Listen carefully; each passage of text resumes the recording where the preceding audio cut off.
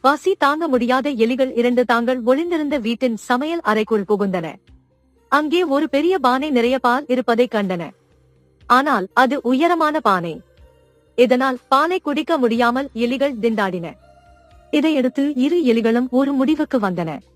ஓர் எலியின் மீது இன்னோர் எலி ஏறி பாலை குடிப்பது. அதன் பிறகு கீழே உள்ள எலி மேல் ஏறி பாலை குடிக்கலாம் என திட்டமிட்டு அதை செயல்படுத்தின. அதன்படி மேலே உள்ள எலி பாலை குடித்த போது கீழே இருந்த எலி கத்தியது, போதும், நான் பால் குடிக்க வேண்டும். கீழே இருந்த எலி போட்ட சத்தத்தை கேட்டு மிரண்டு மேலே இருந்த எலி பால் பானைக்குள் விழுந்து விட்டது. இதைக் கண்ட கீழே இருந்த எலி, நல்லது, இனி எனக்குத்தான் எல்லா பாலும் என்று நினைத்தது. பிறகு அந்த பானையை சுற்றி சுற்றி வந்தது. ஆனால் மேலே ஏற முடியவில்லை. கடைசியில் பசியால் அது செத்து போய்விட்டது. துன்பத்தில் இருந்து விடுதலை அடைய மற்றவர்களின் ஒத்துழைப்பு தேவை.